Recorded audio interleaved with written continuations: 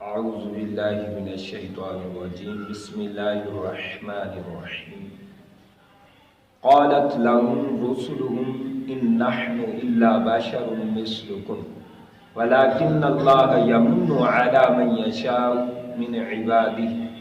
صدق الله العظیم وصدق رسوله النبی الکریم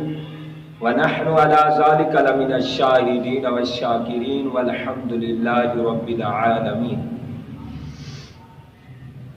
اللہم صلی علی سیدنا و مولانا محمد وبارک وسلم وصلو علیہ۔ آج کے درس قرآن میں آیت نمبر 11 سورۃ ابراہیم کی آپ کے سامنے رکھنا چاہتا ہوں۔ اللہ رب العالمین نے انبیاء کے مناسب، انبیاء کے مراتب، انبیاء کے فرائض بیان فرماتے ہوئے اللہ نے ارشاد فرمایا کہ انبیاء کرام علیہ السلام جب قوم کی طرف آتے تو قوم نے انکار کیا، واضح انکار کیا کہ ہم آپ کو تسلیم نہیں کر سکتے۔ جس طرف جو چیزیں آپ کو دی گئی ہیں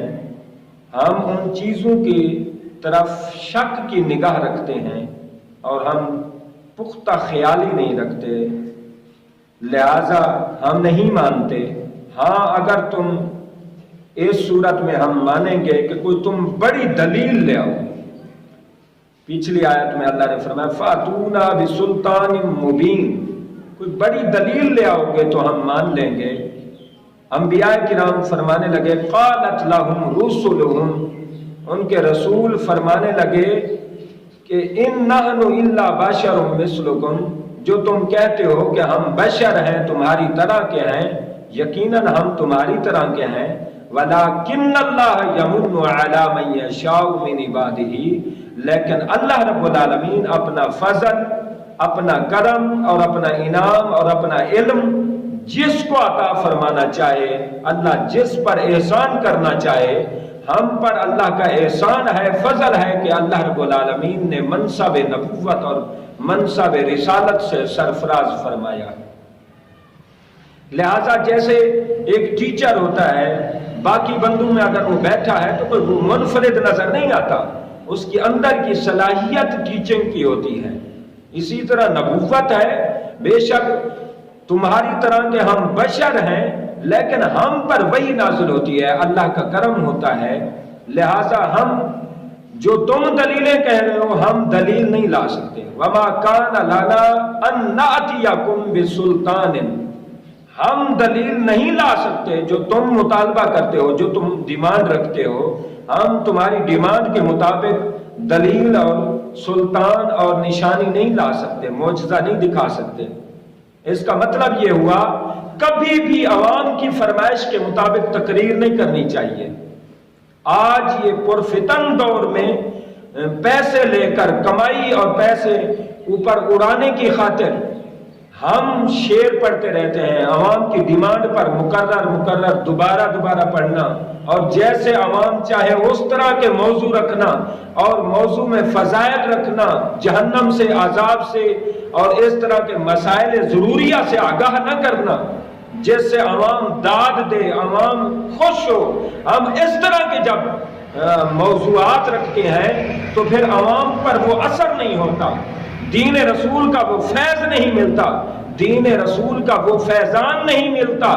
اس لیے کہ ہم عوام کی چاہت رکھتے ہیں، ہمیں اللہ کی چاہت رکھنی چاہیے۔ ہم جن کے وارث ہیں، جن کے خلیفہ ہیں، جن کے نائب ہیں، ان کی نیابت، خلافت اور وراثت کا حق ادا کرنا چاہیے۔ انہوں نے کہا کہ ہم تمہاری ڈیمانڈ پر دلیل نہیں لا سکتے، تم اگر نہیں مانتے نہ مانو، کوئی بات نہیں۔ لہٰذا اس سے پتہ یہ چلا کبھی بھی یہ نہیں سوچنا چاہیے کہ یہ عوام کیا کہے گی، بندے کیا کہیں گے، ناراض ہو جائیں گے، چودھری صاحب ناراض ہو جائیں گے، فلاں ناراض نہیں۔ ناراضگی کی نہیں دیکھنی، ہم نے اللہ کی طرف دیکھنا ہے، ہم نے اللہ کے پیغام کو صحیح معنوں میں اور کما حق کو پہنچانا ہے۔ ہم نہیں عوام کی خاطر جو بھی رہے گا عوام کا ہی رہ جائے گا، وہ اللہ کے پاس کوئی اجر و ثواب اور انعام نہیں پا سکے گا۔ لہٰذا یہ بہت بڑی بیماری ہے ہر کوئی چاہتا ہے کہ، اس لیے پھر عوام بھی آج دلیر ہو گئی ہے، علماء کو ایک دو کو ایک پیچھے چلا کر اپنی باتیں منوا کر پھر وہ ہر بات میں کہتے ہیں ہمارا تو نظریہ یہ ہے، اسلام کے خلاف ہم تو یہ چاہتے ہیں، ہمارے دماغ میں عقل میں فہم میں تو یہ آتا ہے۔ بھئی تمہارے عقل علم فہم میں آتا ہے، تم نے پڑھا کب ہے؟ جب تم کوئی چیز نہیں پڑھتے اس کے بارے میں نہیں کمنٹس کرتے، صرف دین ہی مظلوم ہے جس کے ہر طرف سے تیر برسائے جا رہے ہیں، تو جب عوام کی طرف توجہ کی جائے گی، عوام کے مشن کے مطابق، عوام کی سوچ کے مطابق، عوام کے مزاج کے مطابق جب بات کی جائے گی تو اس سے خرابیاں پیدا ہوتی ہیں، اس سے بہت ساری بربادیاں پیدا ہوتی ہیں، اس سے پھر اللہ ناراض ہوتا ہے۔ جب بندہ حق بات کرتا ہے وہ صحیح معنی میں انبیاء کا وارث ہے۔ العلماء ورثۃ الانبیاء، انبیاء کا وارث وہ ہے جو انبیاء کی تعلیم کو فروغ دے، انبیاء کی تعلیم کو عام کرے، انبیاء کی تعلیم اور انبیاء کے جو مشن تھا اس کو آگے بڑھائے اور اس میں اضافہ کرے۔ آپ نے فرمایا ہم تمہاری دلیل نہیں لا سکتے، ہاں الا باذن اللہ، جو ہمیں اللہ حکم دیتا ہے ہم وہی آپ تک پہنچا دیتے ہیں۔ وعلی اللہ فلیتوکل المؤمنون، ہم صرف اللہ پر توکل رکھتے ہیں اور ہر مومن کو اللہ پر توکل رکھنا چاہیے۔ وما لنا الا نتوکل، اور کیا ہے ہمیں کہ ہم اللہ پر بھروسہ نہ کریں، وقد ہدانا، اس نے ہدایت کا انعام عطا کیا ہے، سبلنا، ہمارے راستے صاف کیے ہیں، ہم پر بڑے بڑے کرم نوازیاں کی ہیں، فضل فرمایا ہے، وَلَنَصْبِرَنَّ عَلَى مَا آذَيْتُمُونَا، اور ہم صبر کریں گے اس بات پر جو تمہیں ہمیں تکلیف دیتے ہو، تنگ کرتے ہو، پریشان کرتے ہو، طرح طرح کی سامنے باتیں کرتے ہو، منہ پر باتیں کرتے ہو، بعد میں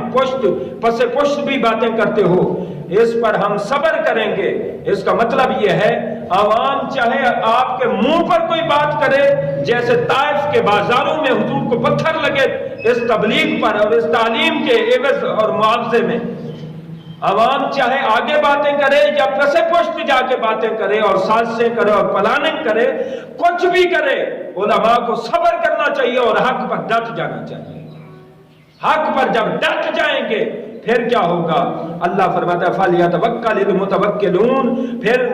توکل کرنے والے، بھروسہ اعتماد کرنے والے ہمیشہ اللہ پر بھروسہ کرے۔ پھر فائدہ کیا ہوگا؟ اللہ نے فرمایا وَقَالَ الَّذِينَ كَفَرُوا لِرُسُلِهِمْ، اللہ نے پھر کافروں کے لیے کہا اپنے رسولوں کو کہ یہ کافر لوگ، رسول، میرے نبیوں، میرے پیغمبروں، میرے رسولوں، تم نے میری راہ میں ڈٹ گئے ہو اور استقامت کا پہاڑ بن گئے ہو، اب یہ تمہیں لَنُخْرِجَنَّكُم مِّنْ أَرْضِنَا، یہ تمہیں اپنے وطن سے بھی نکال دیں گے، اپنی بستیوں سے، اپنے علاقوں سے، شہر سے نکال دیں گے، پرواہ نہ کرنا۔ معلوم ہوا عوام جو کچھ مرضی کہتی رہے، جیل میں ڈال دے، جس طرح کے بھی عذاب دے، سزائیں دے، اگر انبیاء کے وارث ہو تو بڑے سینے اور بڑا مزاج کر کے اور بڑے علم عقل رکھ کے اور بڑے حوصلے سے اور بڑے صبر سے کام لو کہ عوام جو کچھ کرتی رہے، کوئی مسئلہ نہیں، کوئی پرواہ نہیں، ہمیں حق کے لیے نکلنا ہوگا، ہمیں حق کا وارث بننا ہوگا، حق کا پاسبان اور نگہبان بننا ہوگا۔ وہ تمہیں اپنی زمینوں سے نکالیں گے، لا تعودن فی ملتنا، اپنے وہ کہتے ہیں کافر کہ ہم انبیاء نبیوں تمہارے دین پر نہیں آ سکتے، تم اگر ہمارے دین پہ آ سکتے ہو تو یہاں رہو وگرنہ چلے جاؤ۔ تو آقا علیہ السلام نے ہجرت کر کے بتا دیا کہ ہجرت چاہے حبشہ کی طرف ہو، ہجرت چاہے مدینہ کی طرف ہو، جہاں بھی ہجرت کرنی پڑے، ہجرت میں برکت ہوگی، قیامت تک ہوگی، اور اللہ کی توجہ رحمت ہوگی، اللہ کی کرم نوازی ہوگی۔ آگے اللہ نے کیا فرمایا؟ فَأَوْحَىٰ إِلَيْهِمْ رَبُّهُمْ لَنُهْلِكَنَّ الظَّالِمِينَ، اللہ نے پھر اپنے نبیوں کی طرف پیغام بھیجا کہ ان کی طرف کبھی نہ دیکھیں، ان سے کبھی نہ ڈریں، ہمیشہ اللہ سے ڈریں اور اللہ ان ظالموں کو ہلاک کر دے گا۔ معلوم ہوا جب بندہ ڈٹ جاتا ہے، داعیہ اسلام ڈٹ جاتا ہے، اللہ کا اعلان کرنے والا، اللہ کا نمائندہ، رسول کا وارث اور پیغمبر کا خلیفہ جب ڈٹ جاتا ہے پھر اللہ کی طرف سے کرم نوازیاں ہوتی ہیں، فرشتے اترتے ہیں، ظالم برباد ہو کر رہ جاتے ہیں، اور یہ اللہ کے نیک بندے جو دین رسول کے لیے کھڑے ہو گئے اور ڈٹ گئے، ان کے لیے کیا ہوتا ہے؟ فرمایا وَلَنُسْكِنَنَّكُمُ الْأَرْضَ مِنْ بَعْدِهِمْ، اللہ فرماتا ہے پھر ان لوگوں کو ہم زمین میں بسائیں گے، ان لوگوں کو ہم خوش کریں گے، ان لوگوں پر انعامات برسائیں گے، ان لوگوں کی ہم مدد فرمائیں گے، ان لوگوں پر ہمیشہ توجہ رحمت رکھیں گے۔ معلوم ہوا پھر آگے اللہ نے بہت سارے ان کے کافروں کے عذاب بیان کیے ہیں، بہت ساری سرزنش کی ہے، اللہ نے ناراضگی کا اظہار فرمایا ہے۔ معلوم ہوا جب حق کے لیے ڈٹ جاتے ہیں، اور یہی رضوی صاحب کا اصول تھا اور ان کا ترہ امتیاز تھا کہ وہ ڈٹ گئے، اللہ نے جنازے میں ہی دکھا دیا کہ کتنے لوگ آئے اور کتنے احباب آئے۔ خدا کی قسم یہ اگر الیکشن تک زندہ رہتے تو 2023 میں 24 میں جب بھی یہ الیکشن ہوں گے، یہ تقریباً یہ جماعت لبیک یا رسول اللہ پہلے نمبر پہ آ جاتی اور یہ برسر اقتدار آ جاتی اور دین تخت پہ آ جاتا۔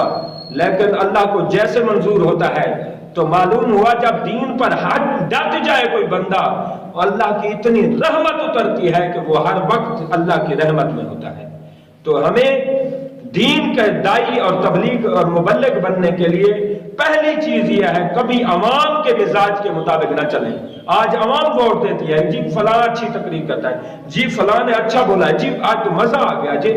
یہ چیزیں عوام کو برباد کرنے والی ہیں۔ دین رسول پر مزے لطف نہیں لینا ہوتا، دین رسول کو سمجھنا ہوتا ہے، اس پر عمل کرنا ہوتا ہے اور اس پر کامیابی حاصل کرنی ہوتی ہے۔ اللہ کریم درس قرآن کو